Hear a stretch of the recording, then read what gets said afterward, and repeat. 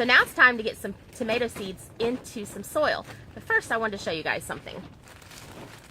This is the seeds that are going into the main area of my garden. And honestly, I'm debating whether or not I should go ahead and buy like 3 to 6 sweet potato plants to put out there.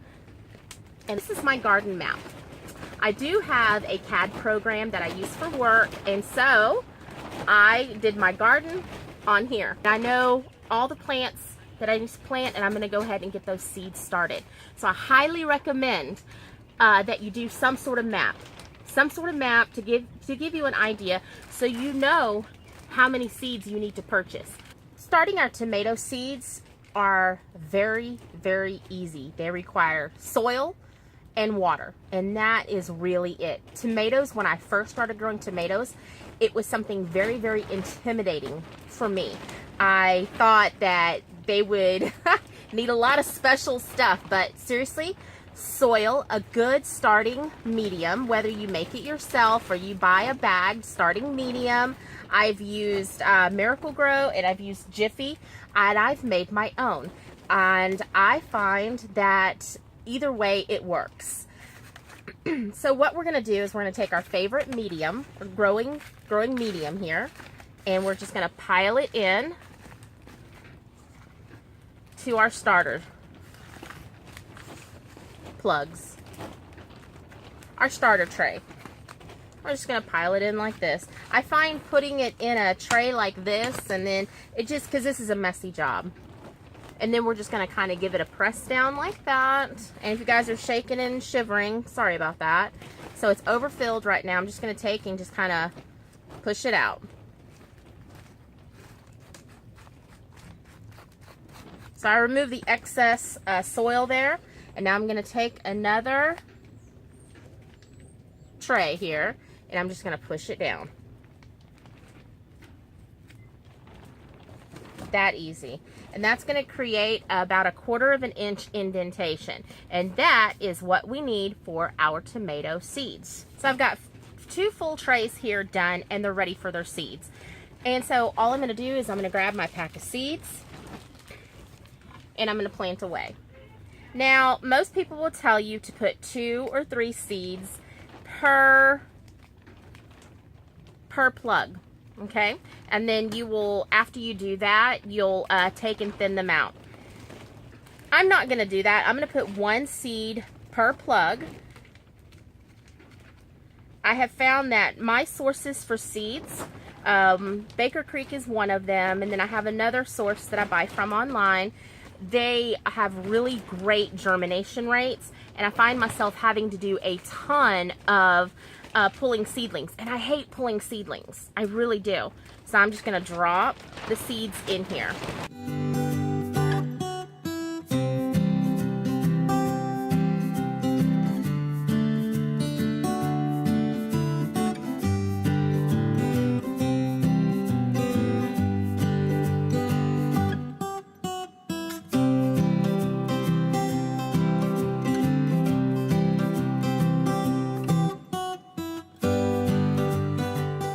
So I'm going to put my labels in like that. I could label each row, but I know that this entire section is Amish paste. So having just the 3 labels should be enough. If it's not enough for you, go ahead and label every single row. But for me, it's not, I don't feel it's necessary for me. You notice I have not covered my seeds up. That's on purpose. I am going to start with my next group of tomatoes.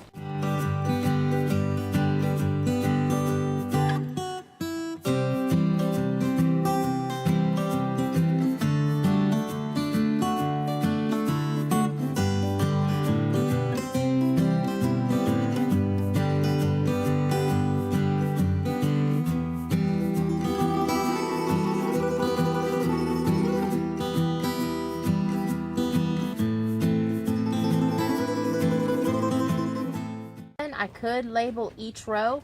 I don't think I really need to do that because I think I know what I've got planted. I think is the operative word here. Now to each cell, I'm just going to give the tomato just a little press down.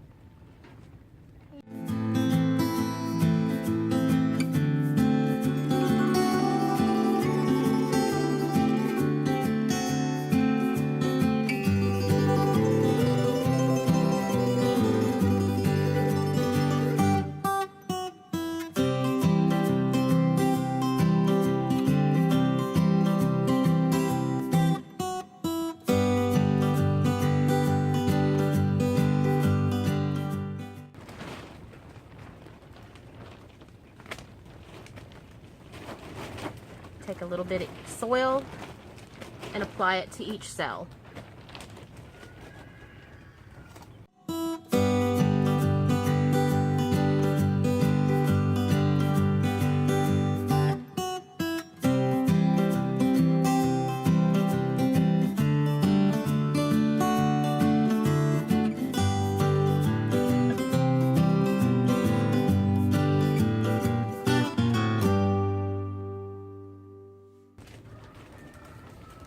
And just press everything down.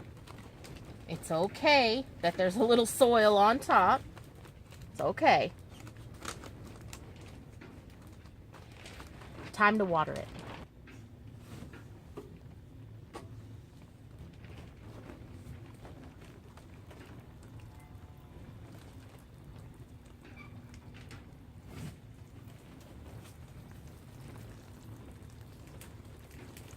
Just a nice gentle watering.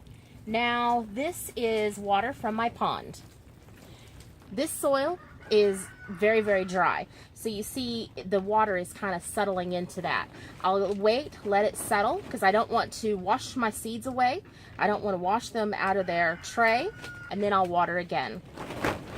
And I'll come in here and water every day in the morning. And I'll check it again in the evening and make sure that it's still moist. The idea with seeds is you do not want them to dry out, especially seeds that are planted so incredibly shallow. You want to make sure that they stay moist. Y'all, we had some pretty poor planting today. My battery died. Yep, so y'all didn't get to see me finish planting the second tray of seeds, but that's okay. You get the idea of how I planted the first tray. So from the map that I did, and I showed you guys this earlier, this map, my garden map, I know that I needed a total of 105 tomatoes to fit into the garden. What I ended up planting was 120 tomato seeds. Now, we're not guaranteed 100% germination. I mean, if we do, great. I'll have extras to either sell off to local gardening friends, or I could just simply find a place in my area to put those extra plants. But we'll have to see what happens when they start to germinate and sprout. We'll see what kind of germination rate we actually got. If we have a really poor germination rate, I've got extra seeds, so I'll just go and just plug in extra seeds where I need to. So let me tell you what varieties we planted. I planted 36 of these I'm gonna butcher the name. Y'all ready? Pantano Romesco tomato. So this is supposed to be a really good slicing variety and a really good sauce variety. It's an Italian variety. It is an heirloom. The second variety that I planted is, I planted 36 of these as well. And this is, oh, y'all can't see that, Wood's Famous Brimmer tomato. Again, this is really good for slicing. Also, it's really good for preserving. So I'm really excited about that. I wanted this year to really try to hone in my must-have tomatoes. And for me, a must-have tomato would be preferred a dual purpose, slicer and preserver. I don't have the seed packet, but I did plant 36 of the Amish paste tomatoes. Never grown those. I've grown San Marzino, probably butchered that again. And I have grown Roma tomatoes. I've grown 2 different kinds of Roma tomatoes. Yeah, 2 different kinds. So I've never grown the Amish paste tomato, so I'm kind of excited to see how they do. The Amish, I was going to say Irish paste.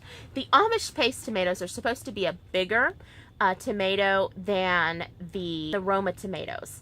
And the other difference is that the Amish paste is indeterminate, so it will just keep on growing and keep on growing throughout the season. Whereas the Roma tomatoes are a determinate variety, so they're going to grow 3-4 foot tall. They're going to stop growing. They're not going to get any bigger, and they're going to fruit all at one time.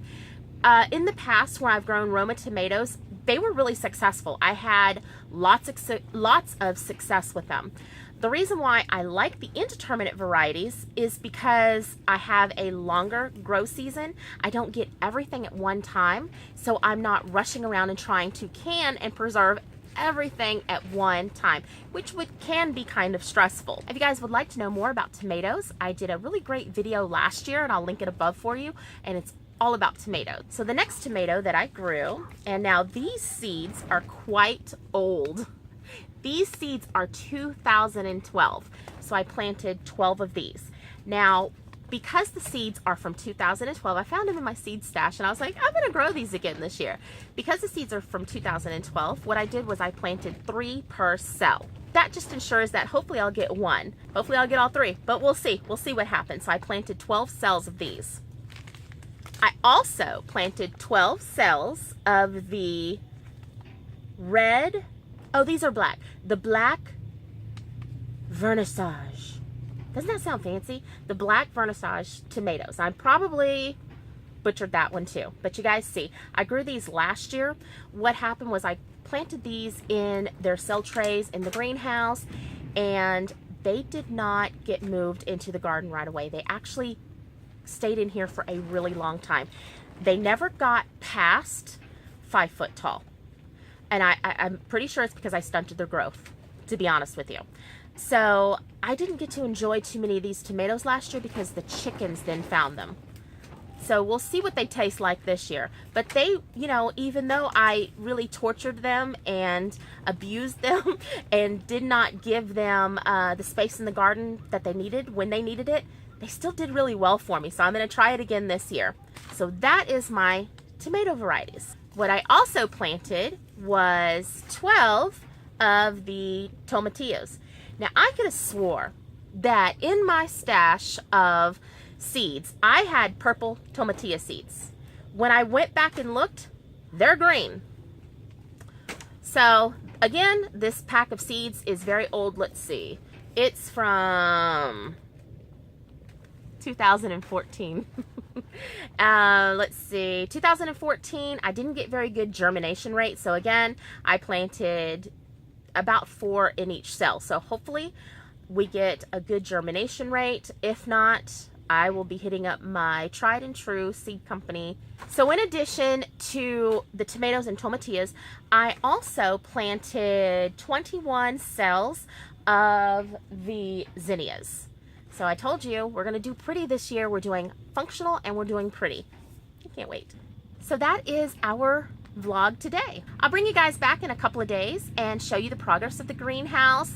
My tomato that I planted a couple of days before our first frost. My husband's coming to get me. It's dinner time. So we'll show you all of that and show you our new goodies. And until we talk again, he's lighting me up in here. So until we talk again, you guys be blessed. Bye now.